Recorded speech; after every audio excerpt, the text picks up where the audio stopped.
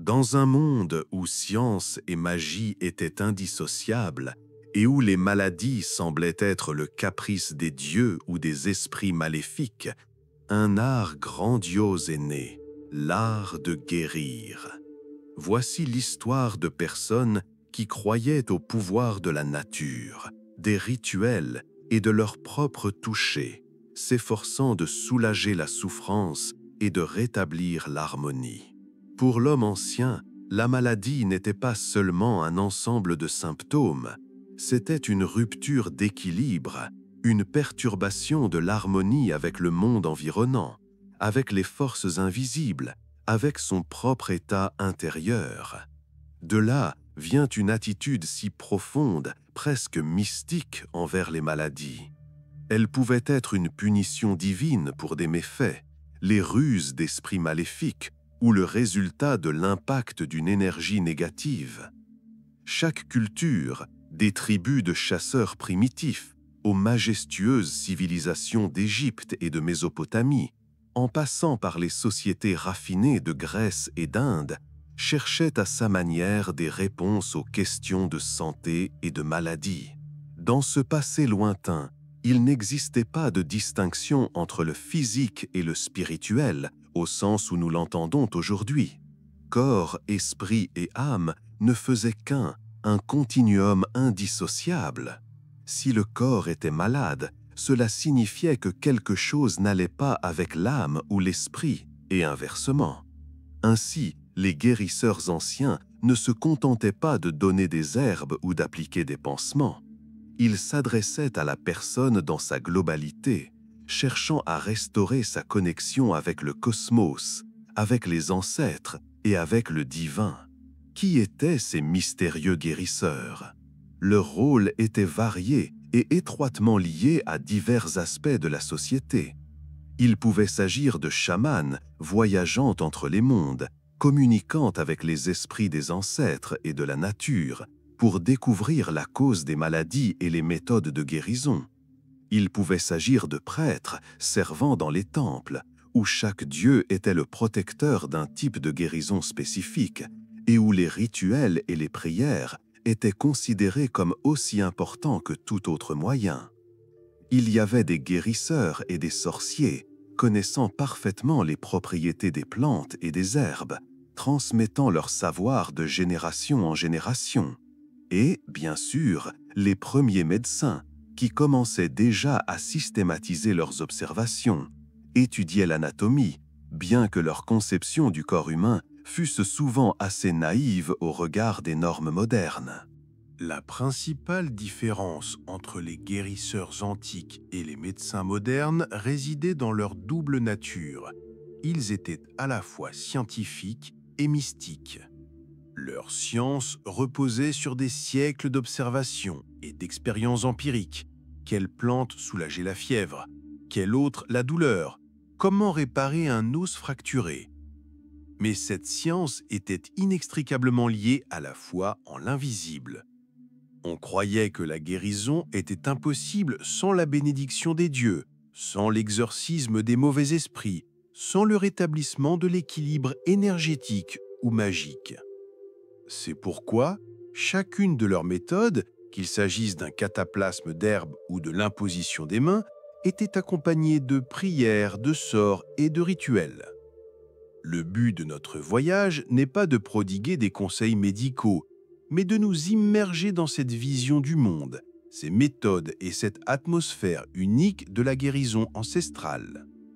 Nous tenterons de trouver des points de contact entre ce que nous appelons aujourd'hui la magie et ce que l'on pourrait appeler la science de l'époque.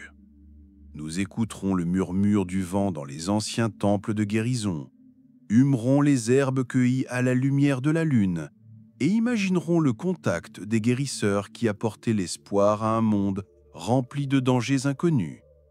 Notre objectif est de créer un sentiment de paix et de contemplation en vous immergeant dans le passé où chaque pas vers la santé était un acte sacré. Détendez-vous et imaginez-vous faire partie de ce monde ancien et mystérieux. Aux origines des temps, avant les villes et l'écriture, l'homme a appris du plus grand maître, la nature. La nature fut sa première pharmacie, son premier laboratoire, son premier livre de connaissances. En observant le monde qui l'entourait, en observant les animaux qui recherchaient instinctivement certaines plantes lorsqu'ils étaient malades, nos lointains ancêtres ont commencé à comprendre les secrets de la guérison. Ce fut un savoir lent et laborieux, fondé sur l'essai et l'erreur, une intuition aiguë et une connexion profonde, presque intime, avec le monde qui les entourait. Chaque plante, dans la forêt, dans les champs, au bord de la rivière, possédait un pouvoir unique. Certaines herbes pouvaient apaiser la douleur, d'autres arrêter les saignements, faire baisser la fièvre, et d'autres encore procurer un sommeil profond et réparateur. Les anciens apprirent à reconnaître ces propriétés, souvent sans en comprendre les processus chimiques, mais en percevant clairement le résultat. Ils découvrirent qu'une décoction d'écorce de saule pouvait soulager les maux de tête et faire baisser la fièvre, tout comme nous utilisons aujourd'hui l'aspirine, qui, soit dit en passant, contient des dérivés de substances présentes à l'origine dans le saule. Ils savaient que le pavot pouvait apaiser les douleurs les plus intenses, plongeant le patient dans un sommeil réparateur, tout en comprenant ses doubles vertus. L'ail, à l'odeur piquante, se révéla un puissant antiseptique, capable de protéger des infections et d'expulser les parasites. Quant à la camomille, elle apportait le calme et aidait à soulager les troubles digestifs. La cueillette de ces plantes médicinales n'était pas une simple tâche banale, c'était un rituel chargé de sens profond. Les anciens croyaient que chaque plante possédait son propre esprit, sa propre âme, et que pour qu'elle partage son pouvoir, il fallait la respecter. Les herbes étaient cueillies à des phases spécifiques de la lune, lorsque leurs propriétés curatives étaient censées être à leur apogée. Il pouvait s'agir de la nouvelle lune ou de la pleine lune, selon la plante et son usage. Avant la cueillette, des paroles, des prières ou des remerciements étaient souvent prononcés, afin de ne pas offenser l'esprit de la plante et de recevoir sa bénédiction.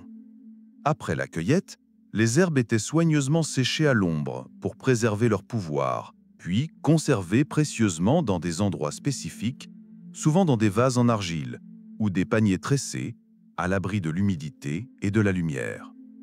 L'importance du lieu de cueillette était également considérable. On croyait que les plantes poussant dans des lieux sacrés, près de sources ou dans des lieux intouchés par l'homme, possédaient une énergie curative particulière et plus puissante. Par conséquent, une quête de plantes médicinales se transformait souvent en un véritable voyage, un pèlerinage, exigeant une préparation particulière et une pureté d'intention. Dans cette compréhension primitive du monde, il n'existait pas de frontière stricte entre le vivant et l'inanimé. Une pierre, une rivière, un arbre, tout faisait partie d'un grand tout animé. Et les plantes, en tant qu'éléments de cette nature vivante, étaient particulièrement liées à l'homme. Elles n'étaient pas de simples composés chimiques, mais des amis, des aides, des dons de la grande terre-mère. Comprendre cette connaissance profonde et intuitive, cette sagesse de la nature, devint la première étape du développement de tous les systèmes de guérison ultérieurs. Ce murmure des feuilles, ce bruissement de l'herbe sèche sous les pieds, ce son paisible de la forêt, pleine de vie, fut la première leçon, le premier chant sur la santé et l'harmonie. Dans les premières sociétés humaines, lorsque les tribus vivaient en harmonie avec la nature sauvage et que le monde était imprégné de forces invisibles, le guérisseur occupait souvent une place particulière. Il n'était pas un simple herboriste, c'était un chaman, un guide entre le monde des vivants et celui des esprits.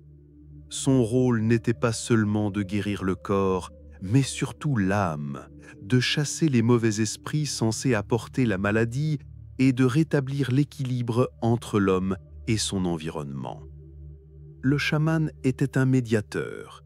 Il pouvait voyager vers d'autres dimensions, communiquer avec les esprits des animaux, des plantes, des ancêtres et même de la terre.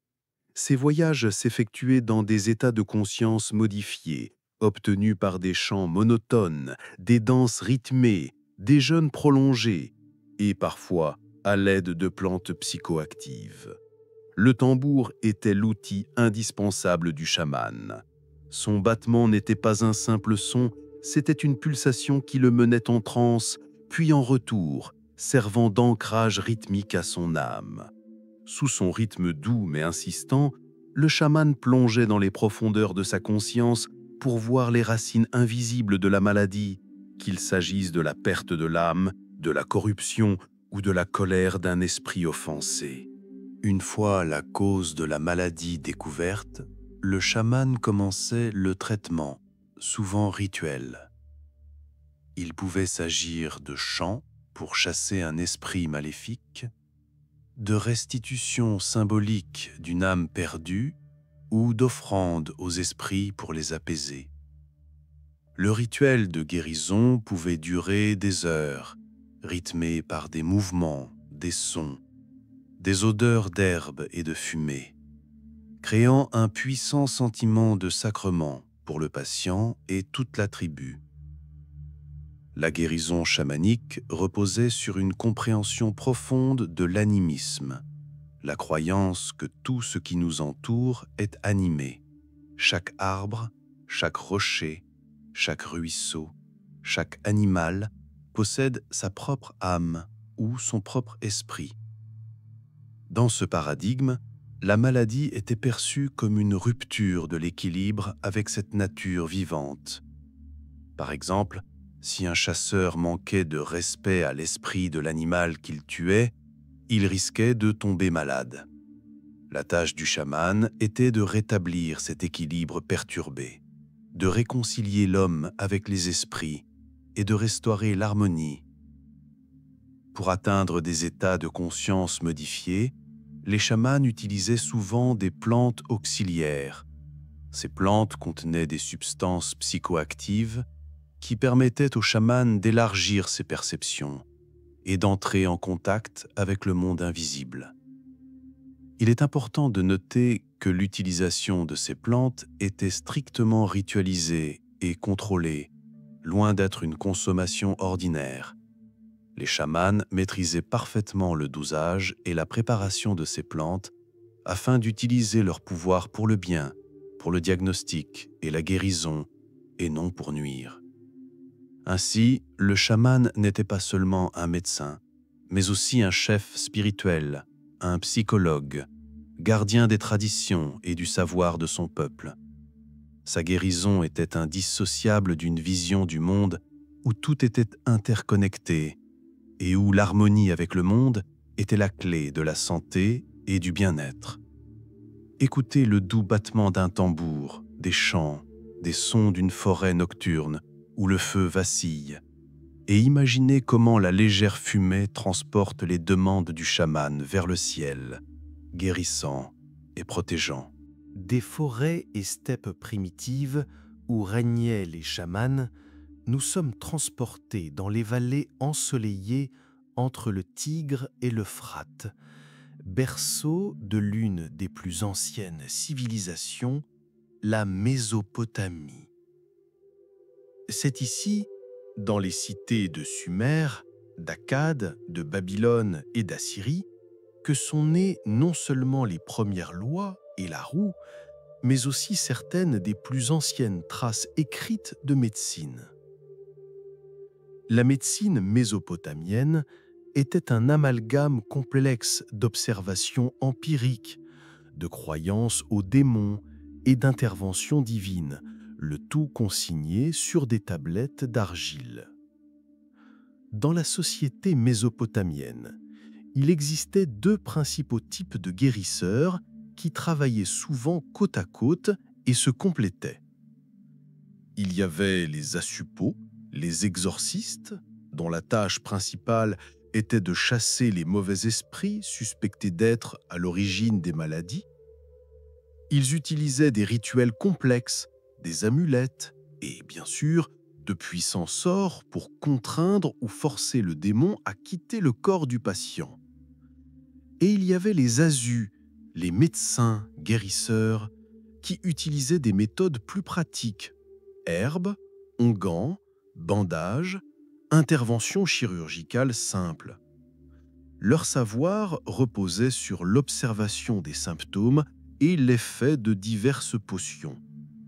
La maladie résultait souvent d'un péché, de la violation d'un tabou ou d'une sorcellerie maléfique. Et seul le travail conjoint des asupos et des azus pouvait assurer une guérison complète. L'une des pratiques les plus étonnantes des guérisseurs mésopotamiens était la divination du foie. On croyait que le foie d'un animal, généralement un mouton, reflétait l'état de l'âme et du corps d'une personne, prédisait l'avenir et indiquait la cause d'une maladie. Des prêtres devins expérimentés étudiaient minutieusement la forme, la couleur, la texture et l'emplacement des marques sur le foie, interprétant chaque nuance. C'était une sorte de méthode diagnostique antique qui était aussi une prédiction. Des milliers de documents décrivant les foies et leurs interprétations ont subsisté sur des tablettes d'argile. Les médecins mésopotamiens utilisaient une grande variété de médicaments. Leurs sources étaient variées. Plantes, comme les dattes, les oignons, l'ail, la myrrhe, des minéraux, comme le sel, l'alun, le soufre, et des produits animaux, comme la graisse, le lait, le miel. Les médicaments étaient le plus souvent pris en interne sous forme de décoction, d'infusion ou de pilule, et appliqués en externe sous forme de pommade ou de cataplasme. Certaines tablettes contenaient des recettes détaillées précisant les ingrédients, leurs proportions et la méthode de préparation. Ces recettes étaient un véritable trésor de connaissances transmis de génération en génération. Il ne faut pas oublier l'influence de l'astrologie sur la médecine. Les Mésopotamiens étaient d'habiles astronomes et croyaient que les corps célestes, planètes et étoiles, avaient un impact direct sur la santé humaine et l'évolution des maladies. Certains jours ou phases de la Lune étaient considérés comme favorables ou défavorables au début d'un traitement. Les planètes étaient associées à certains organes ou maladies, et leur position dans le ciel pouvait indiquer la cause de la maladie ou le meilleur moment pour pratiquer un rituel de guérison. Imaginez le silence d'une bibliothèque antique où des milliers de tablettes d'argile couvertes d'écritures cunéiformes trônent sur les étagères. Le léger bruissement d'un prêtre ou d'un guérisseur en prend une pour lire un diagnostic ou une ordonnance. Peut-être apercevez-vous par la fenêtre le disque brillant de la Lune dont on croyait qu'il influençait le destin et la santé. Dans ce monde où magie et science étaient si étroitement liées, chaque guérison n'était pas seulement un acte de guérison, mais aussi une interaction sacrée avec le cosmos. Des plaines poussiéreuses de Mésopotamie, nous sommes transportés sur les rives du Nil, dans l'Égypte antique, une civilisation où l'art de guérir atteignait des sommets étonnants, mêlant un savoir empirique profond à une foi inébranlable dans les dieux et l'au-delà. Les Égyptiens croyaient que la santé était un don des dieux et que la maladie était une violation de l'ordre divin, souvent associée aux démons ou aux esprits maléfiques. Le cœur de la médecine égyptienne étaient les temples de guérison, dédiés à des divinités telles que Sekhmet, la déesse lionne capable d'envoyer et de guérir les maladies. Thoth, dieu de la sagesse, de l'écriture et de la magie, protecteur des médecins. Et bien sûr, Imhotep, l'architecte et vizir déifié du pharaon Djéser, qui fut plus tard vénéré comme le dieu de la médecine. On venait dans ces temples pour y chercher la guérison, en faisant des offrandes et en priant. On croyait que, Durant le sommeil passé dans l'enceinte du temple, la divinité pouvait apparaître et révéler la cause de la maladie ou le remède. Cette méthode, appelée incubation, était largement pratiquée et apportait de l'espoir à des milliers de malades. Nous avons la chance que des sources écrites uniques aient survécu jusqu'à nos jours, révélant les secrets de la médecine égyptienne. Deux des plus célèbres sont le papyrus Hébert et le papyrus Edwin Smith. Le papyrus Hébert, datant d'environ 1550 avant Jésus-Christ, contient plus de 800 recettes de divers médicaments, des descriptions des symptômes de nombreuses maladies, ainsi que des formules magiques et des incantations pour exorciser les mauvais esprits. Il s'agit d'un véritable ouvrage médical de l'Antiquité. Le papyrus Edwin Smith, vraisemblablement créé vers 1600 avant Jésus-Christ, est axé sur la chirurgie et la traumatologie. Il décrit 48 cas de blessures et de fractures, leur diagnostic, leur traitement et leur pronostic. Ce papyrus surprend par sa rationalité et l'absence d'éléments magiques, témoignant du développement de la médecine empirique. Les Égyptiens furent des pionniers dans la spécialisation des médecins. Déjà à cette époque, certains ne s'occupaient que des yeux, des dents ou des organes internes. Par exemple, il existait un berger de l'anus, un médecin spécialisé en proctologie. Cela témoigne d'un haut niveau d'organisation et de précision des connaissances médicales. La pratique de l'embaumement des morts, bien que rituel religieux, conférait aux Égyptiens une connaissance approfondie, quoique pas toujours systématique, de l'anatomie. En prélevant des organes internes, ils observaient leur emplacement et leur structure. Bien sûr, leur conception sur les fonctions des organes pouvait différer des nôtres. Mais le simple contact régulier avec le corps humain a considérablement amélioré leur compréhension de sa structure. Dans l'ensemble, la médecine égyptienne était un fascinant mélange de savoir-faire, de croyances religieuses et de pratiques magiques. Elle témoignait d'un profond respect du corps et d'un désir de le préserver dans cette vie et dans l'au-delà. Imaginez le silence d'un temple égyptien, avec pour seule résonance les murmures du Nil, les doux chants des prêtres et le léger parfum de l'encens. Observez les hiéroglyphes qui ornent les murs. Chacun recèle un fragment de sagesse ancienne, un indice sur la manière dont les Égyptiens tentaient de guérir leurs semblables. En quittant la vallée du Nil, nous arrivons sur les rives de la Grèce antique, terre d'épanouissement de la philosophie et de fondation de ce que nous appelons aujourd'hui la médecine rationnelle. Cependant, il est important de rappeler que même ici, au cœur de la logique et de la raison, les Grecs ne rejetaient pas le rôle des dieux et des temples sacrés dans le processus de guérison. Au cœur de la médecine grecque primitive se trouvait le culte d'Asclépios, le dieu de la médecine. Des Asclépioas, temples dédiés qui servaient non seulement de lieux de culte, mais aussi d'hôpitaux, furent construits dans toute la Grèce. Les malades y venaient chercher de l'aide. Ils se soumettaient à des rituels de purification, faisaient des offrandes aux dieux et passaient la nuit sous les portiques du temple, attendant un rêve prophétique, un processus appelé incubation.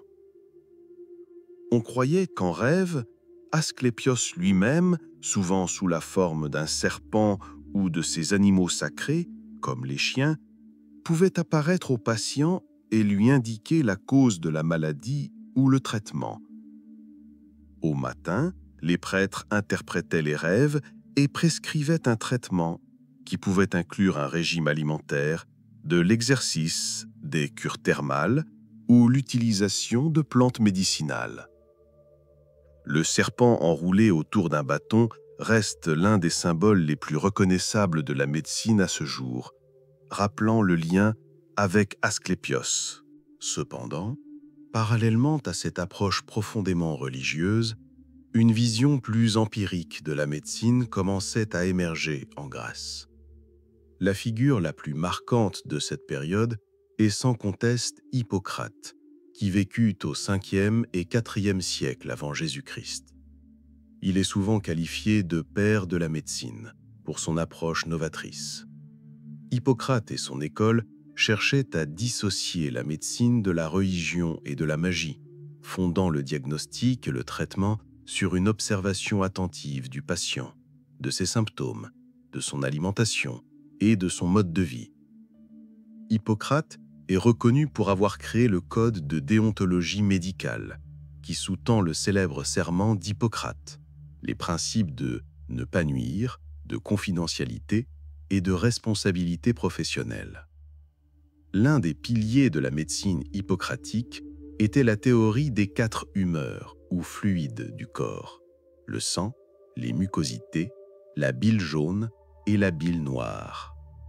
La santé humaine était considérée comme dépendante de l'équilibre de ces fluides.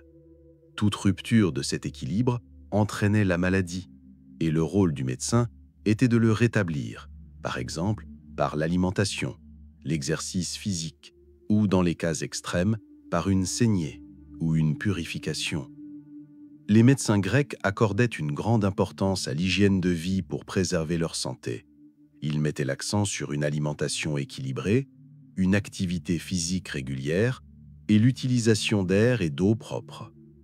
Pour eux, la médecine ne se limitait pas au traitement des maladies, mais aussi à l'art de préserver l'harmonie du corps et de l'esprit tout au long de la vie.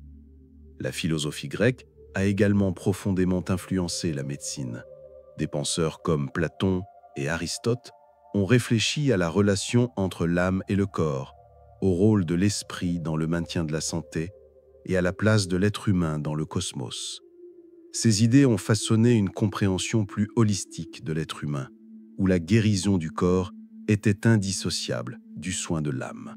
Imaginez le bruissement des oliveraies sous le doux soleil grec, le murmure des fontaines dans les paisibles Asclépiades où les malades attendaient leur guérison. Ressentez l'atmosphère des discussions philosophiques à l'Académie athénienne, où les esprits de l'époque discutaient des secrets du corps et de l'esprit humain. Et écoutez le silence des bibliothèques, où étaient consignés avec soin observations et connaissances qui allaient constituer les fondements de la future médecine européenne. En traversant la mer Adriatique, nous nous trouvons dans la majestueuse Rome, au cœur d'un puissant empire qui, s'il n'a pas développé un système médical philosophique aussi étendu que celui de la Grèce, excellait en matière d'organisation, d'hygiène et d'approche pratique des soins. Les Romains étaient pragmatiques et leur approche de la médecine reflétait ce trait. Ils valorisaient ce qui fonctionnait, surtout dans un contexte de guerres incessantes et de croissance des grandes villes. C'est à Rome qu'émergea l'un des systèmes de médecine militaire les plus avancés de son époque. Les légions étaient vitales pour l'Empire, et leur santé était une priorité. Les Valetundinaria, prototypes d'hôpitaux militaires, furent créés pour soigner les soldats blessés. Ces institutions se distinguaient par leur organisation soignée, des salles distinctes pour chaque type de blessure, un niveau de propreté élevé et la présence d'un personnel qualifié capable d'effectuer des opérations simples et de soigner les blessés. Il s'agissait d'une avancée significative par rapport aux époques précédentes et posait les bases des futurs systèmes hospitaliers. Les Romains ont également grandement contribué à la santé publique et à l'hygiène, essentielle au maintien de la santé dans les villes densément peuplées. Leurs réalisations techniques, comme les célèbres aqueducs, approvisionnaient les villes d'eau potable, réduisant ainsi considérablement la propagation de nombreuses maladies. Un système d'égouts sophistiqué évacuait les déchets prévenant ainsi les épidémies. Les thermes romains n'étaient pas seulement des lieux de toilette, mais des complexes complets dédiés à la détente, à la socialisation et au maintien de la santé, comprenant des hammams, des bassins d'eau froide et chaude, des gymnases et des salles de massage. Cela témoignait de l'importance que les Romains accordaient au bien-être physique et à la propreté. Bien que Rome ne possédât pas d'école de médecine propre, elle adopta et intégra activement les connaissances grecques. De nombreux médecins grecs émigrèrent à Rome, apportant avec eux une riche expérience et de nombreuses théories. Parmi eux figurait Galien, qui vécut au IIe siècle après Jésus-Christ. Il fut l'un des médecins les plus influents de son époque, dont les travaux constituèrent la base de la médecine européenne pendant les 1500 ans suivants. Galien pratiqua des dissections d'animaux et parfois d'humains, ce qui était rare, et fit d'importantes découvertes en anatomie et en physiologie, même si certaines de ses conclusions, sans accès complet au corps humain, se révélèrent erronées. Ces volumineuses œuvres servirent de passerelle, transmettant le savoir médical grec antique aux générations futures. À Rome, le concept de médecin personnel se développa également. Les familles aisées avaient leurs propres médecins qui veillaient à la santé de tous les membres de la maisonnée. Ce fut le début d'une pratique médicale privée, distincte de la médecine du temple ou des services d'État.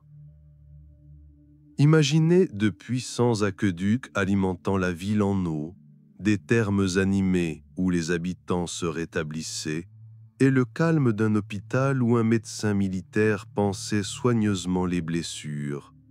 Les Romains, avec leur sens pratique et leur sens de l'organisation, ont démontré que la santé publique n'était pas seulement une affaire des dieux, mais aussi le fruit d'infrastructures et d'une discipline bien pensée. Au cœur de la MTC se trouve le concept du chi. Il s'agit de l'énergie vitale ou force vitale qui imprègne tout, du plus petit brin d'herbe aux immenses galaxies. Dans le corps humain, le chi circule à travers des canaux invisibles appelés méridiens. Chaque méridien était censé être associé à un organe ou une fonction spécifique du corps. Si le flux du chi est libre et équilibré, une personne est en bonne santé. Si le flux du chi est perturbé, bloqué, trop faible ou trop fort, la maladie apparaît. Un autre principe fondamental de la MTC est la théorie du yin et yang. Ce sont deux forces opposées, mais complémentaires, en mouvement et en interaction constante.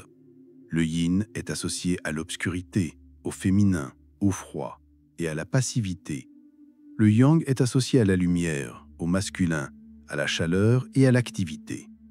La santé est l'équilibre parfait entre le yin et le yang dans le corps. Si l'une de ces forces domine ou s'affaiblit, une disharmonie apparaît, conduisant à la maladie. La tâche du guérisseur est de rétablir cet équilibre fragile. L'acupuncture est l'une des méthodes les plus connues de la MTC. Elle consiste à insérer de très fines aiguilles en des points précis des méridiens. Ces points étaient considérés comme les portes du chi. En les agissant, le guérisseur peut réguler le flux énergétique, éliminer des blocages, renforcer les flux faibles ou dissiper les excès. Bien que la science moderne propose ses propres explications quant à l'efficacité de l'acupuncture, par exemple son effet sur le système nerveux ou la libération d'endorphines, en Chine ancienne, il s'agissait d'un savoir profondément philosophique et empirique, transmis depuis des siècles. Outre l'acupuncture, l'herboristerie et l'alimentation étaient d'une importance capitale en médecine traditionnelle chinoise. Les herboristes chinois possédaient une connaissance approfondie des propriétés de milliers de plantes, de minéraux et de produits animaux. Ils créaient des recettes complexes, comprenant souvent plusieurs dizaines d'ingrédients, pour agir sur différents aspects de la maladie et rétablir l'équilibre du qi et du yin-yang. L'alimentation était également considérée comme un médicament, et une nutrition adaptée à la constitution de chacun et aux saisons était essentielle au maintien de la santé. Une méthode de diagnostic unique en MTC était le diagnostic par le pouls. Un médecin expérimenté pouvait déterminer l'état des organes internes, l'équilibre du qi et même prédire l'évolution d'une maladie en palpant le pouls à 3 points différents du poignet et en évaluant ses différentes caractéristiques, intensité, force et vitesse. Cela nécessitait de nombreuses années de pratique et une sensibilité subtile. Imaginez les sons apaisants d'une flûte orientale, le murmure de l'eau dans un jardin zen, le silence qui accompagne une cérémonie du thé. Dans ce monde où chaque point du corps, chaque respiration et chaque plante participaient à la grande danse du qi et du yin-yang, guérir ne consistait pas seulement à traiter les symptômes, mais à retrouver l'harmonie intérieure au rythme de l'univers lui-même. De la Chine antique, nous passons au sous-continent indien, où l'Ayurveda, l'un des systèmes de guérison les plus anciens et les plus complets au monde, est né il y a des milliers d'années. Le mot Ayurveda signifie littéralement « science de la vie » ou « connaissance de la longévité ». Il ne s'agit pas seulement de médecine, mais d'une philosophie à part entière qui considère l'homme comme une entité unique, composée d'un corps, d'un esprit et d'une âme, en quête d'harmonie avec la nature et le cosmos. L'Ayurveda repose sur le concept des 3 doshas, Vata, Pitta et Kapha. Ces doshas représentent les énergies vitales fondamentales, ou principes biologiques, qui régissent toutes les fonctions physiologiques et psychologiques du corps. Vata est associé au mouvement, à l'air et à l'espace. Pitta à la transformation, au feu et à l'eau. Kapha à la structure, à la terre et à l'eau. Selon l'Ayurveda, la santé est un état où ces 3 doshas sont en équilibre unique et propre à chaque personne. Lorsque cet équilibre est perturbé par une mauvaise alimentation, le stress, un mode de vie moins sain ou des facteurs externes, la maladie apparaît. Un praticien ayurvédique débute le traitement en déterminant la constitution individuelle de la personne et le déséquilibre actuel des doshas, le vikriti. Le traitement ayurvédique est toujours personnalisé et vise à rétablir cet équilibre. L'une des principales méthodes est le panchakarma, un processus de purification. Il s'agit d'un ensemble de thérapies comprenant des massages à l'huile, des bains aux herbes, des soins purifiants et d'autres méthodes visant à éliminer les toxines du corps et à rétablir une circulation énergétique normale. Bien que chronophages, ces soins purifient profondément le corps et l'esprit, les préparant ainsi à une guérison ultérieure. Le yoga et la méditation font partie intégrante de l'Ayurveda. Ils ne sont pas considérés comme de simples exercices physiques, mais comme de puissants outils pour préserver la santé physique et mentale. Le yoga améliore la souplesse, la force et la circulation, tandis que la méditation apaise l'esprit, réduit le stress et développe la conscience. Ces pratiques favorisent l'harmonie entre le corps et l'esprit, essentielle à la santé. Régime alimentaire et épices. Les plantes jouent un rôle central dans l'approche ayurvédique. L'alimentation est considérée comme un médicament et une nutrition adaptée à la constitution individuelle et au déséquilibre des doshas est essentielle. L'Ayurveda décrit en détail les propriétés de milliers de plantes et d'épices, ainsi que leurs effets sur les doshas et les organes. Par exemple, le curcuma est considéré comme un puissant anti-inflammatoire, le gingembre comme un stimulant digestif et le basilic comme un adaptogène. Le guérisseur prescrit non seulement les plantes elles-mêmes, mais recommande également leur association et leur utilisation en cuisine. Le massage et l'aromathérapie sont également des éléments importants de l'Ayurveda. L'utilisation d'huile chaude pour le massage détend non seulement les muscles, mais contribue également à détoxifier et à nourrir les tissus. L'aromathérapie, utilisant des huiles essentielles de plantes, agit sur les sens et l'esprit, contribuant à soulager le stress, à améliorer l'humeur et à favoriser le bien-être général. Les caresses bienfaisantes et les odeurs agréables créent une atmosphère de paix et favorisent une relaxation profonde. Imaginez les sons d'un luth indien, le doux chant des oiseaux, le murmure de l'eau courante d'un ashram enveloppé d'un parfum d'encens. Ressentez les mouvements calmes et conscients du yoga et la douceur d'un massage ayurvédique. En Ayurveda, guérir ne signifie pas combattre une maladie, mais retrouver un état naturel d'équilibre et d'harmonie avec soi-même et l'univers.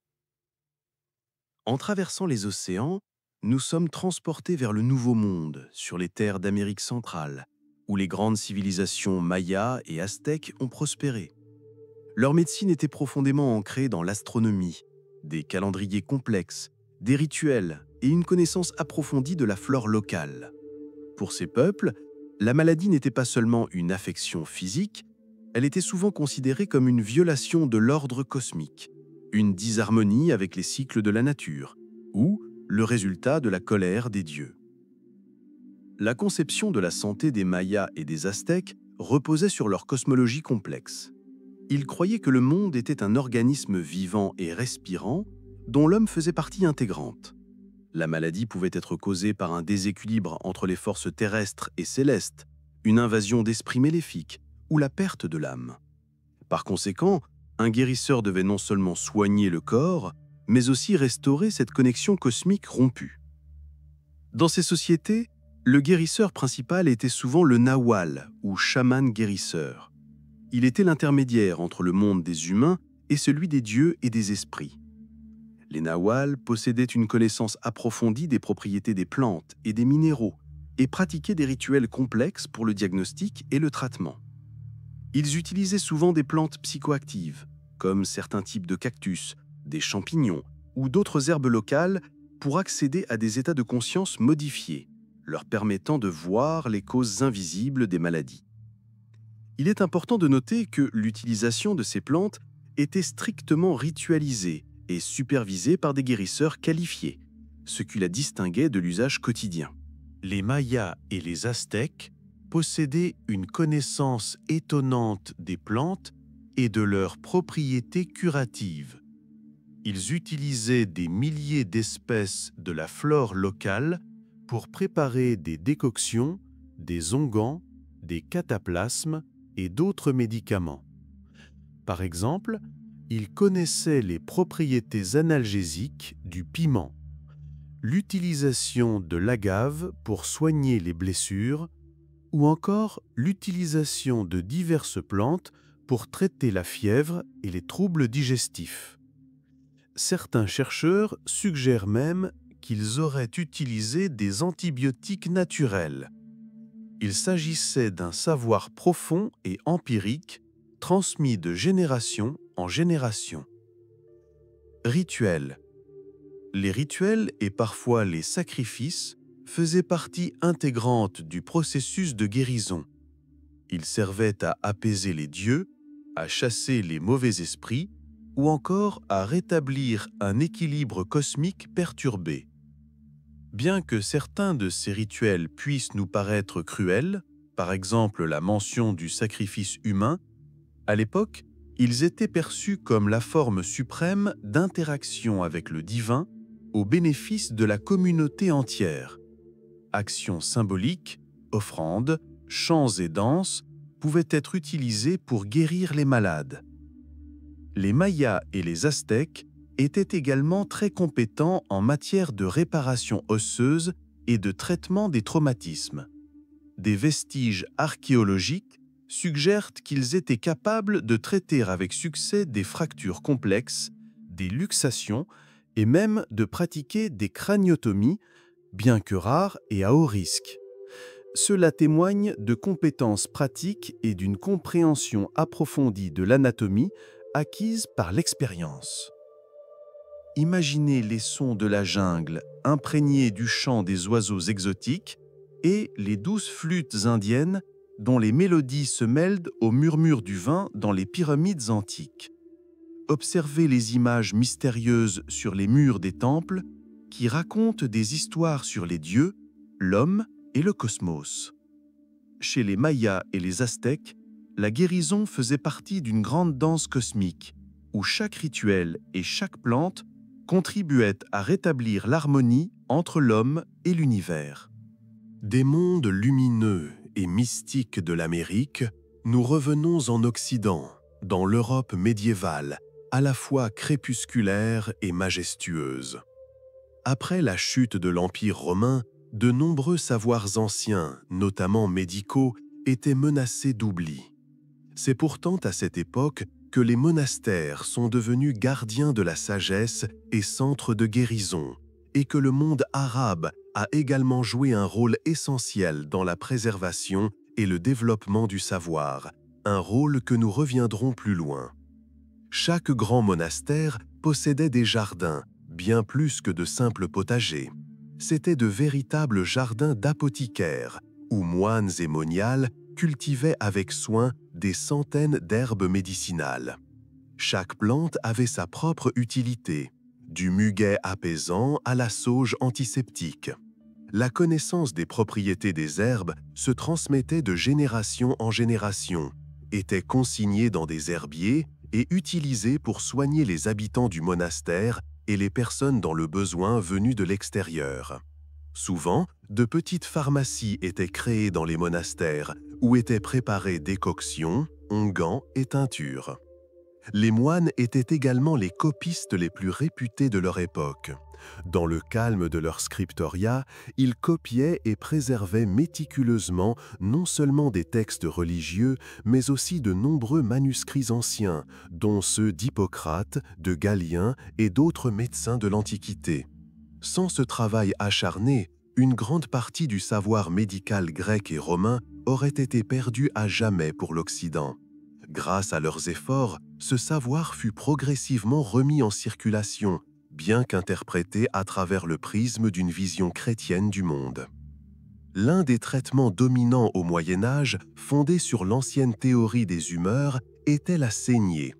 On pensait que les maladies étaient causées par un excès de mauvais sang ou un déséquilibre des 4 humeurs. La saignée, par incision ou par sangsue, était censée extraire les substances nocives du corps et rétablir l'équilibre. Cette méthode était si courante qu'elle était pratiquée même sans indication spécifique et parfois plus nocive que bénéfique, mais à l'époque, elle était considérée comme un traitement légitime et efficace.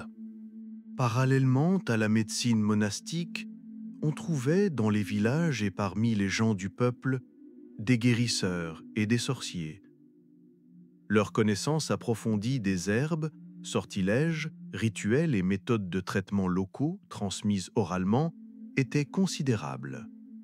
Leurs méthodes étaient souvent mêlées à des superstitions et des croyances locales, mais leur rôle auprès des gens ordinaires était irremplaçable. Le Moyen Âge fut également une époque d'épidémies dévastatrices, comme la peste noire ou peste bubonique, qui fit des millions de victimes. Ces catastrophes, inexplicables scientifiquement à l'époque, influencèrent profondément la conception de la maladie. Elles étaient souvent perçues comme une punition divine ou une manifestation de forces maléfiques. Cela suscita la peur, mais stimula aussi la recherche de nouvelles méthodes de traitement et de protection, bien que celles-ci se soldèrent souvent par un échec face à une telle menace mondiale. Imaginez le silence des murs du monastère, où les seuls bruits sont le bruissement des pages d'un moine recopiant un manuscrit ancien, ou le bruit des gouttes de pluie à la fenêtre de la cellule. Humer les herbes séchées suspendues dans la pharmacie du monastère.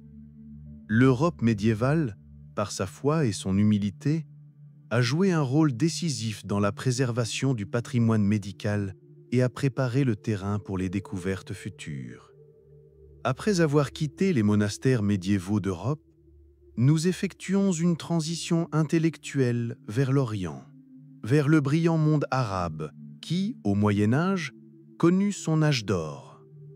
Alors que l'Europe traversait une période de déclin du savoir après la chute de Rome, les califats islamiques devinrent des phares de la science et de la culture préservant, traduisant et enrichissant considérablement les connaissances médicales de la Grèce antique, de l'Inde et de la Perse. Les érudits et médecins arabes ne se contentèrent pas de traduire avec diligence les œuvres classiques d'Hippocrate, de Galien et d'autres. Ils examinèrent ces textes de manière critique, corrigèrent les erreurs et enrichirent leurs connaissances grâce à leurs propres observations et expériences. Grâce à leurs efforts, des milliers de manuscrits furent traduits, qui auraient autrement pu être perdus à jamais. Chaque plante, dans la forêt, dans les champs, au bord de la rivière, possédait un pouvoir unique. Certaines herbes pouvaient apaiser la douleur, d'autres arrêter les saignements, faire baisser la fièvre, et d'autres encore procurer un sommeil profond et réparateur. Les anciens apprirent à reconnaître ces propriétés, souvent sans en comprendre les processus chimiques, mais en percevant clairement le résultat. Ils découvrirent qu'une décoction d'écorce de saule pouvait soulager les maux de tête et faire baisser la fièvre, tout comme nous utilisons aujourd'hui l'aspirine, qui, soit dit en passant, contient des dérivés de substances présentes à l'origine dans le saule. Ils savaient que le pavot pouvait apaiser les douleurs les plus intenses, plongeant le patient dans un sommeil réparateur, tout en comprenant ses doubles vertus. L'ail, à l'odeur piquante, se révéla un puissant antiseptique, capable de protéger des infections et d'expulser les parasites. Quant à la camomille, elle apportait le calme et aidait à soulager les troubles digestifs. La cueillette de ces plantes médicinales n'était pas une simple tâche banale, c'était un rituel chargé de sens profond. Les anciens croyaient que chaque plante possédait son propre esprit, sa propre âme, et que pour qu'elle partage son pouvoir, il fallait la respecter. Les herbes étaient cueillies à des phases spécifiques de la lune, lorsque leurs propriétés curatives étaient censées être à leur apogée. Il pouvait s'agir de la nouvelle lune ou de la pleine lune, selon la plante et son usage. Avant la cueillette, des paroles, des prières ou des remerciements étaient souvent prononcés, afin de ne pas offenser l'esprit de la plante et de recevoir sa bénédiction. Après la cueillette, les herbes étaient soigneusement séchées à l'ombre pour préserver leur pouvoir, puis conservées précieusement dans des endroits spécifiques, souvent dans des vases en argile ou des paniers tressés, à l'abri de l'humidité et de la lumière. L'importance du lieu de cueillette était également considérable. On croyait que les plantes poussant dans des lieux sacrés, près de sources ou dans des lieux intouchés par l'homme, possédaient une énergie curative particulière et plus puissante. Par conséquent, une quête de plantes médicinales se transformait souvent en un véritable voyage, un pèlerinage, exigeant une préparation particulière et une pureté d'intention. De plus, les chirurgiens arabes ont réalisé des progrès significatifs en utilisant l'anesthésie à l'opium et à la belladone pour réaliser des opérations chirurgicales complexes telles que l'ablation de la cataracte, la réparation des hernies et même certains types de neurochirurgie. Imaginez les sons de la musique orientale, le murmure d'une fontaine dans la cour paisible d'une madrasa où les étudiants apprennent les secrets de la médecine. Sentez l'odeur des épices et de l'encens émanant d'une pharmacie et imaginez les murmures dans une vaste bibliothèque où sont conservés des milliers de parchemins. Le monde arabe n'a non seulement préservé des savoirs anciens, mais a aussi élevé la médecine vers de nouveaux sommets, ouvrant la voie à son développement futur. Depuis les brillants centres scientifiques arabes, nous portons notre regard vers l'Est, en direction de la Perse antique, terre où les grands empires achéménides puis sassanides ont développé leurs traditions médicales uniques. La médecine perse était une riche fusion de ses propres croyances, notamment l'influence du zoroastrisme, ainsi que d'emprunts et d'intégration aux médecines grecques et indiennes. Cette synthèse a donné naissance à un système de guérison profond et multiforme.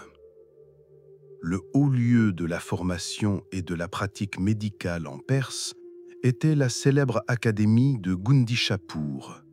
Fondée au IIIe siècle après Jésus-Christ, elle devint l'un des plus grands centres scientifiques de son époque, attirant des scientifiques et des médecins du monde entier, de Grèce, d'Inde et de Rome.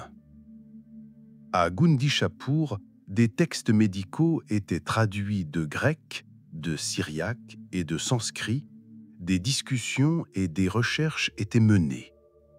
Cette académie était un véritable creuset de connaissances où différentes traditions médicales s'enrichissaient mutuellement. Le zoroastrisme, ancienne religion monothéiste de Perse, a eu une influence considérable sur la médecine perse. Elle reposait sur l'opposition entre les forces du bien, Ahura Mazda, et du mal, Angra Mainyu. La maladie était souvent perçue comme une manifestation du mal, résultant de l'impureté ou du péché. Par conséquent, la propriété, tant physique que spirituelle, était considérée comme la base de la santé. Les rituels de purification, une alimentation saine et un comportement éthique n'étaient pas seulement des prescriptions religieuses, mais aussi des éléments de la médecine préventive. Les guérisseurs pouvaient recourir à des prières et des rituels pour combattre les esprits maléfiques responsables des maladies. Les guérisseurs persans possédaient une connaissance approfondie des herbes et des minéraux qui poussaient sur le riche sol persan. Ils utilisaient habilement une variété de plantes pour fabriquer des médicaments allant des analgésiques aux anti-inflammatoires et aux remèdes digestifs. Des minéraux comme l'antimoine et le gypse étaient également utilisés en médecine.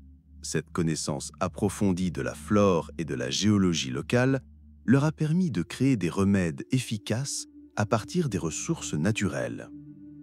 En matière de diagnostic, les médecins persans accordaient une grande importance à l'examen de l'urine et du pouls, développant des méthodes qui allaient plus tard prendre de l'importance dans la médecine médiévale européenne et arabe.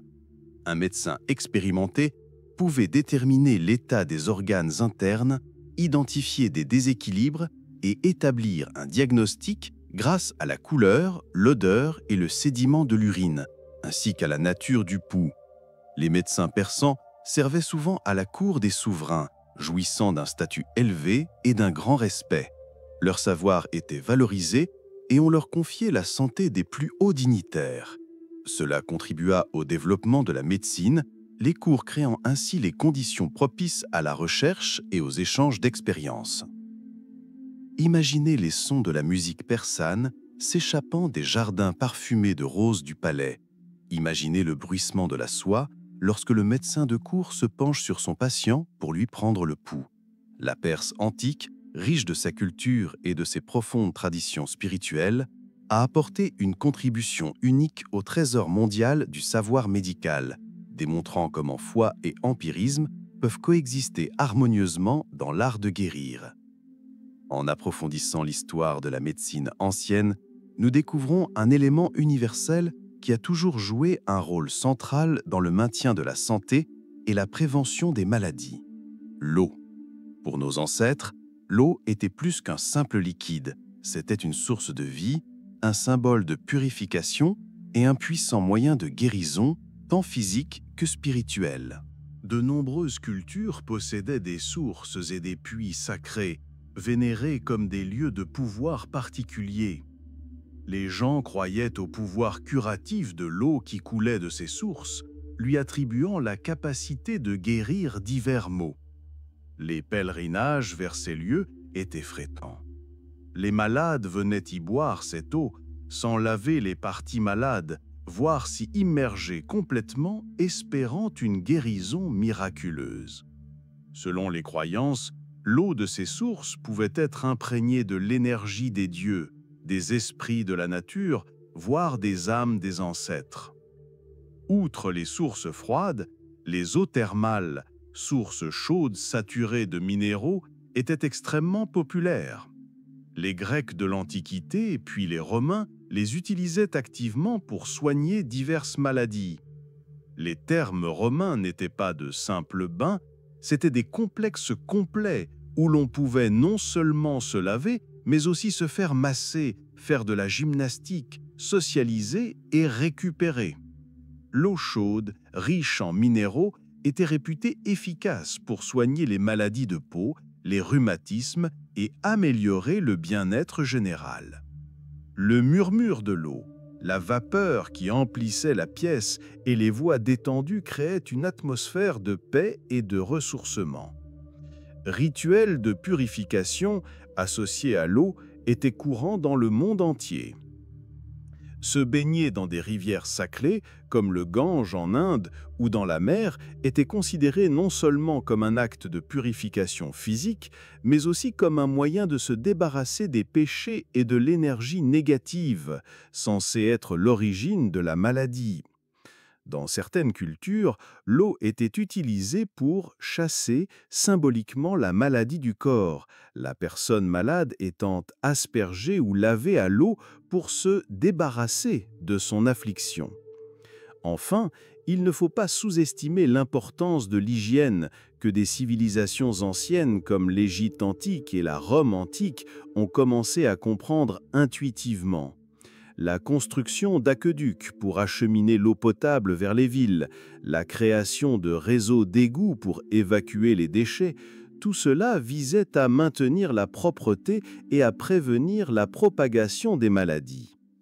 Bien que les anciens ignoraient l'existence des germes, ils comprenaient empiriquement que la propreté de l'eau et du corps joue un rôle essentiel dans le maintien de la santé. Imaginez le murmure d'un ruisseau, le doux chant qui accompagnait une ablution rituelle ou le bruit de l'eau courante dans les bains antiques. L'eau, dans son infinie fluidité et sa pureté, n'était pas seulement un élément, mais un puissant guérisseur porteur de vie, de purification et de possibilités de restauration. Depuis les eaux vives, nous plongeons dans les profondeurs de la terre où se cachent les témoins éternels de l'histoire, les pierres et les minéraux. Pour les guérisseurs anciens, ces dons de la terre n'étaient pas de simple matière inerte. Ils croyaient que les pierres possédaient leur propre énergie, des vibrations particulières et de puissantes propriétés curatives. Cette croyance est à la base de nombreuses pratiques ancestrales cherchant à utiliser le pouvoir des profondeurs terrestres pour préserver la santé et chasser les maux. L'une des utilisations les plus courantes des pierres était celle d'amulettes et de talismans. On les portait autour du cou, des poignets ou les cachait dans ses vêtements, croyant que certaines pierres pouvaient protéger des maladies, éloigner les mauvais esprits, attirer la chance et bien sûr, apporter la santé. Par exemple, l'ambre était souvent utilisé pour protéger des maux de gorge et le jade pour traiter les problèmes rénaux. Le choix de la pierre dépendait de sa couleur, de sa texture, de sa forme et des propriétés mystiques qui lui étaient attribuées dans une culture donnée. Outre leur usage, les minéraux broyés étaient également utilisés comme médicaments. Les guérisseurs de l'Antiquité ajoutaient des poudres de certaines pierres à des décoctions, des onguents ou des cataplasmes. Par exemple, la malachite broyée en poudre était utilisée en Égypte ancienne pour traiter les infections oculaires et le lapis-lazuli comme un analgésique. Bien sûr, les connaissances modernes sur la toxicité de certains minéraux n'étaient pas encore disponibles à l'époque, mais cette approche reflète la volonté d'exploiter toutes les ressources naturelles disponibles. L'idée de la cristallothérapie, la croyance selon laquelle certains cristaux peuvent influencer les champs énergétiques du corps, trouve également ses racines dans l'Antiquité. Grâce à leur structure idéale, les cristaux étaient censés accumuler et émettre de l'énergie capable de rétablir l'harmonie du corps. Il pouvait être placé sur le corps, près d'une personne malade, ou utilisé lors de pratiques méditatives pour stimuler la circulation de la force vitale. Certaines cultures associaient les pierres aux planètes et aux signes du zodiaque, leur attribuant des propriétés spécifiques liées au corps céleste. Par exemple, un rubis pouvait être associé à Mars et apporter l'énergie vitale, tandis qu'un saphir pouvait être associé à Jupiter et apporter sagesse et calme. Le choix d'une pierre de guérison ou de protection pouvait se faire en fonction du thème astral de la personne. Imaginez le doux tintement des cristaux, tandis qu'un guérisant se déplace entre ses mains pour choisir la bonne. Ressentez la fraîcheur et le poids des pierres posées sur votre peau, percevant leur pouvoir ancien et silencieux. Dans ce monde où la Terre était un organisme vivant, les pierres et les minéraux étaient ses veines et ses os, porteurs d'une énergie profonde et curative, prête à servir l'homme. Des pierres immobiles de la Terre, nous nous dirigeons vers la force invisible mais puissante du son et des mots. Dans l'Antiquité, le son était plus qu'un simple moyen de communication. Il était considéré comme une vibration, capable d'influencer la matière, de pénétrer l'âme et de transformer la réalité. Du rythme d'un tambour au mantra mélodique, le pouvoir guérissant du son et des mots était un élément fondamental des pratiques de guérison anciennes. De nombreuses cultures, notamment les traditions orientales comme l'Ayurveda et le bouddhisme, ainsi que le christianisme primitif, ont largement recours aux mantras et aux prières. Ces formules sacrées, chantées ou répétées mentalement, étaient destinées à apaiser l'esprit, à concentrer l'énergie et à invoquer les pouvoirs divins pour la guérison. On croyait que certaines vibrations sonores des mantras pouvaient harmoniser les centres énergétiques du corps, réduire le stress et favoriser une relaxation profonde, facilitant ainsi la guérison. Des chants calmes et monotones créaient un état méditatif qui permettait au corps et à l'esprit de se régénérer. Chansons et berceuses. Le son jouait également un rôle important. Intuitivement, les hommes comprenaient qu'une voix douce et une mélodie rythmée pouvaient apaiser les pleurs d'un enfant, soulager la douleur ou aider un malade à s'endormir. Les berceuses, pleines d'amour et de tendresse, étaient le premier remède qu'une personne recevait. Même sans connaissance en neurobiologie, les anciens savaient que le son pouvait influencer les états émotionnels et les processus physiologiques. Dans les traditions occidentales et certaines traditions orientales, on croyait au pouvoir magique des sorts et des incantations. On croyait que les mots justes, prononcés avec une certaine intonation et une certaine foi, pouvaient chasser la maladie, éloigner les mauvais esprits responsables de maladies ou invoquer des pouvoirs de guérison. Ces sorts étaient souvent rimés, ce qui les rendait mémorables et leur conférait un rythme et une puissance particulière.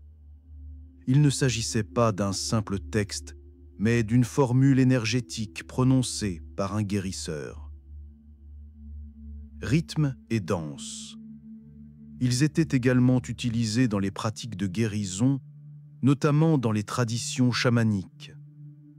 Les mouvements rythmiques du corps, accompagnés de sons de tambour, de crécelles ou de chants pouvaient induire des états de transe. Dans cet état de conscience modifié, le guérisseur ou le patient lui-même pouvait voyager dans le monde des esprits, recevoir des révélations ou chasser des maladies. Le rythme créait un espace privilégié où le corps et l'esprit pouvaient se libérer des tensions et des blocages. Imaginez des chants doux, des doux murmures d'incantations, les sons d'instruments méditatifs emplissant l'espace.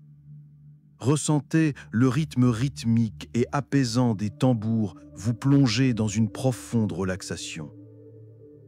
Autrefois, le son et la parole étaient des outils puissants entre les mains d'un guérisseur, capables d'agir au plus profond de l'être humain, de rétablir l'harmonie et d'apporter la guérison. Du monde des sons et des vibrations, nous entrons dans une dimension mystérieuse qui s'ouvre à chacun de nous chaque nuit. Le monde des rêves. Pour les anciens, les rêves étaient bien plus que de simples images aléatoires. Ils étaient considérés comme une source importante d'informations sur la santé, les présages et même des voies directes vers la guérison. À cette époque, la frontière entre l'éveil et le sommeil, entre le réel et l'irréel, était bien plus ténue. De nombreuses cultures pratiquaient l'incubation, c'est-à-dire dormir dans un lieu sacré pour recevoir un rêve prophétique susceptible d'apporter la guérison ou d'en ouvrir la voie. Nous avons déjà évoqué les Asclépiens de la Grèce antique, où les malades passaient la nuit à attendre l'apparition du dieu Asclépios dans leurs rêves. Des pratiques similaires existaient en Égypte antique, où l'on dormait dans les temples dans l'espoir de recevoir une guidance divine ou de guérir une maladie. On croyait que pendant le sommeil, l'âme pouvait quitter le corps et communiquer avec les dieux ou les esprits, recevant ainsi de précieuses instructions. Au matin, prêtres ou guérisseurs aidaient à interpréter ces rêves, transformant des images symboliques en recommandations thérapeutiques spécifiques. Pour interpréter les symboles oniriques liés à la maladie et à la santé, il existait d'anciens livres de rêves. Ces livres étaient une sorte de guide, décrivant en détail les différentes images apparaissant dans un rêve et leur signification pour la santé. Par exemple, un rêve d'eau propre pouvait prédire la guérison, tandis qu'un rêve d'eau sale pouvait prédire la maladie. Les rêves d'attaque d'animaux pouvaient indiquer l'influence d'esprits maléfiques, et les rêves de rencontre avec des dieux pouvaient annoncer une guérison prochaine. Ces livres de rêves étaient un outil précieux pour les guérisseurs, les aidant à comprendre les messages envoyés par le subconscient ou les forces divines à travers les rêves. Dans les traditions chamaniques, les rêves jouaient un rôle encore plus profond. Un chaman pouvait utiliser les rêves pour voyager dans le monde spirituel afin de trouver la cause de la maladie de son patient ou de retrouver son âme perdue. Ces voyages oniriques étaient une sorte d'expérience extracorporelle au cours de laquelle le chaman interagissait avec des forces mystiques, acquérant ainsi des connaissances inaccessibles à l'état de veille. Grâce aux rêves, il pouvait voir les racines invisibles de la maladie et trouver des moyens de guérir. En général, les rêves étaient souvent perçus dans l'Antiquité comme des messages des dieux ou des ancêtres. On croyait que les dieux pouvaient apparaître en rêve pour avertir d'une maladie imminente, en indiquer la cause ou même suggérer une recette ou un rituel spécifique pour la guérir. Ces rêves n'étaient pas aléatoires, ils faisaient partie d'un monde plus vaste et interconnecté où tous les éléments, la nature, les dieux, les esprits et l'homme échangeaient constamment des informations. Imaginez les sons d'une ville endormie, le bruissement mystérieux de la nuit tandis que votre conscience descend dans les profondeurs de votre subconscient.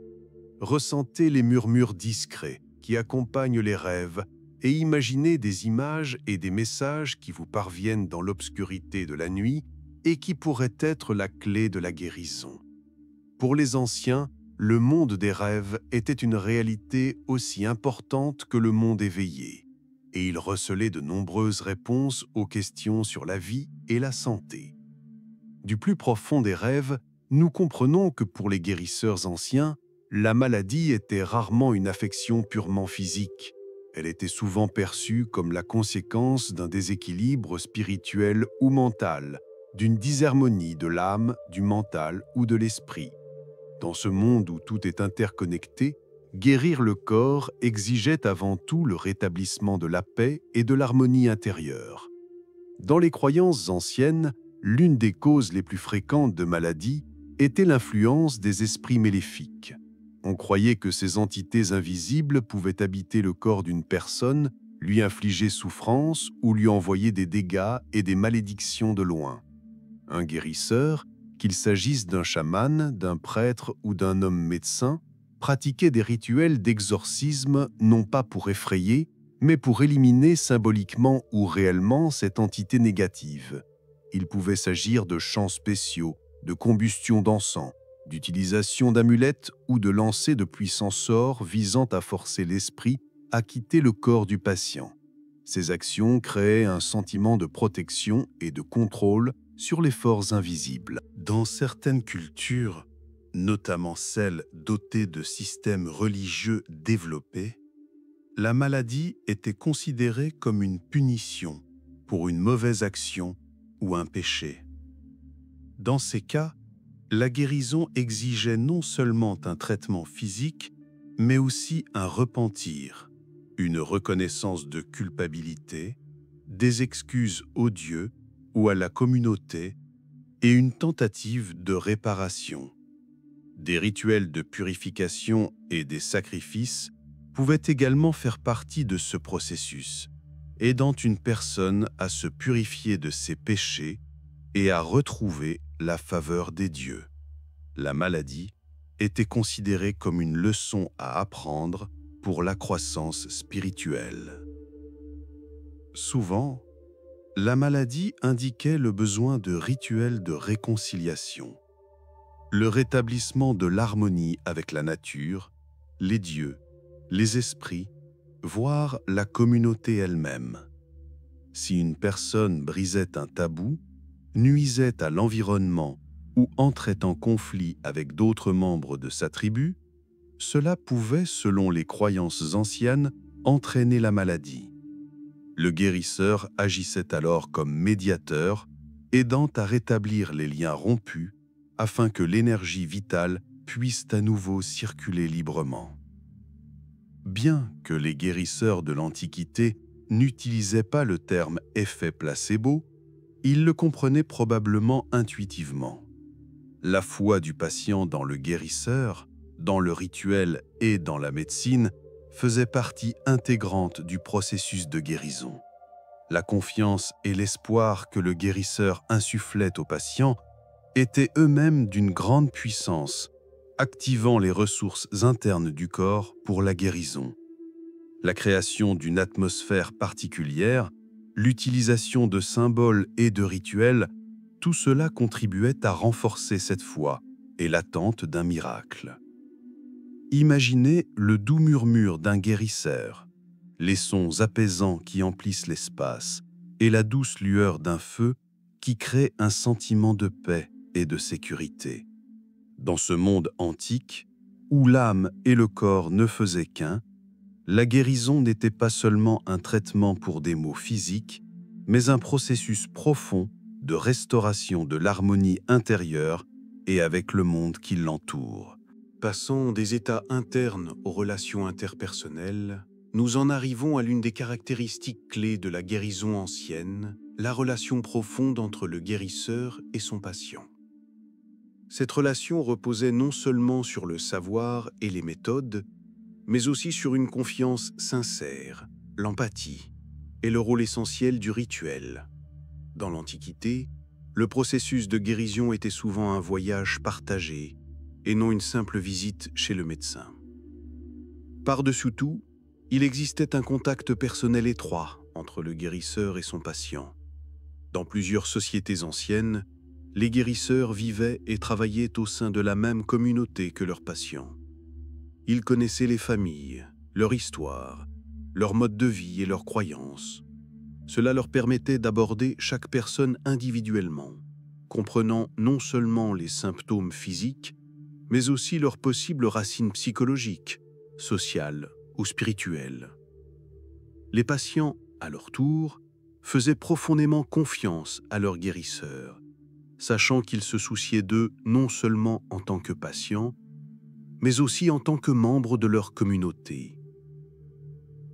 Chaque étape du traitement était aussi un processus ritualisé, de la préparation à la prise d'un médicament, à l'accomplissement de certains gestes ou à la prononciation de certains mots. Tout avait une signification profonde. Les rituels créaient une atmosphère particulière, chargée de sens sacrés, qui renforçait la foi du patient en la guérison. Ils aidaient la personne à se préparer psychologiquement au changement, à accepter le traitement et à participer activement à son rétablissement. Il pouvait s'agir d'ablutions rituelles avant de se rendre au temple, d'une prière spéciale avant de prendre une décoction de plantes ou d'un exorcisme symbolique de la maladie. Les récits jouaient un rôle important. Les guérisseurs utilisaient souvent les mythes, les légendes et les histoires de leur peuple pour expliquer la nature de la maladie, ses origines et le chemin vers la guérison. Ces récits n'étaient pas seulement divertissants, ils fournissaient au patient un cadre pour comprendre son état, l'aidaient à comprendre ce qui se passait et inscrivaient sa maladie dans un récit cosmique ou social plus vaste. Cela contribuait à apaiser la peur, à redonner de l'espoir et à créer les bases psychologiques du rétablissement. Les qualités d'un guérisseur, telles que l'empathie et la compassion, ne doivent être sous-estimées. Dans un monde sans produits pharmaceutiques développés, ni équipements de haute technologie, ces qualités humaines sont devenues presque essentielles. Un mot gentil, un geste apaisant, une sympathie sincère, tout cela contribuait à soulager le stress, à atténuer la douleur et à fortifier l'esprit du patient. Le guérisseur était non seulement un porteur de savoir, mais aussi une source de soutien et de consolation. Et bien sûr, tout ce savoir et cette pratique étaient transmis de génération en génération, de maître à élève. Il ne s'agissait pas seulement d'un apprentissage technique, mais d'une immersion profonde dans la vision du monde, l'éthique et les fondements spirituels de la guérison. Les élèves vivaient avec leurs professeurs, observant, écoutant et pratiquant afin de préserver et de perpétuer les traditions ancestrales. Imaginez les voix douces et apaisantes, le son des caresses bienveillantes, le léger crépitement des herbes qui cuisent sur le feu. Ressentez la chaleur et la sécurité que créent la confiance et le rituel. Cette interaction unique entre le guérisseur et son patient a révélé le véritable pouvoir de la guérison ancestrale, où la foi et l'humanité étaient aussi importantes que n'importe quelle médecine. Nous concluons notre immersion dans le monde des guérisseurs anciens, remontant des profondeurs de l'histoire à notre présent.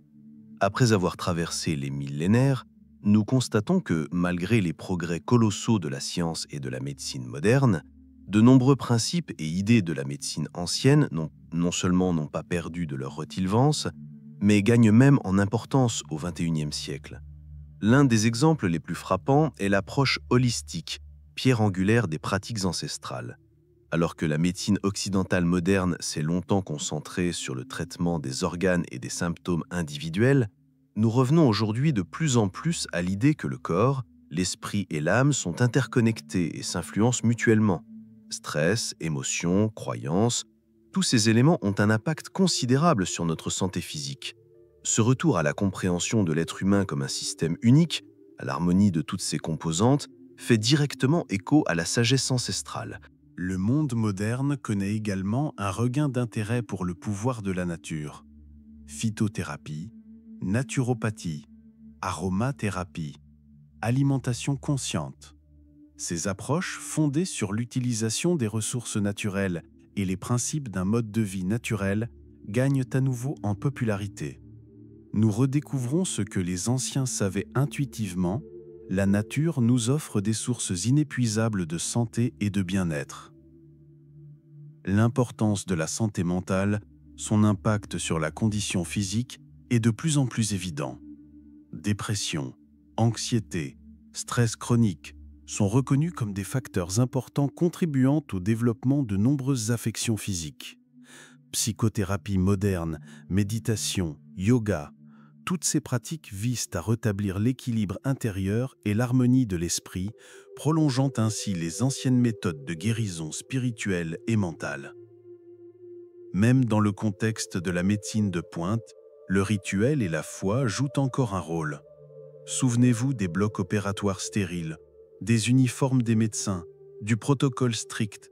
Tout cela crée une sorte de rituel qui inspire confiance et apaise le patient. La confiance du patient en son médecin, en l'efficacité du traitement, en ses chances de guérison est une force puissante, capable d'activer les réserves internes de l'organisme. C'est le même effet placebo que les guérisseurs de l'Antiquité utilisaient, sans connaître le nom scientifique, mais en connaissant parfaitement les effets. En fin de compte, le corps et l'esprit humain demeurent un miracle malgré tous les progrès de la science. Et le chemin vers la guérison nécessitera toujours non seulement une connaissance scientifique approfondie, mais aussi cette composante insaisissable que les anciens appelaient magie et que nous appelons aujourd'hui intuition, empathie et foi. Laissez la sagesse des guérisseurs anciens vous apporter paix et harmonie. Laissez leurs murmures transmis à travers les siècles vous rappeler le lien éternel de l'homme avec la nature, avec son monde intérieur et avec le grand et incompréhensible mystère de la vie.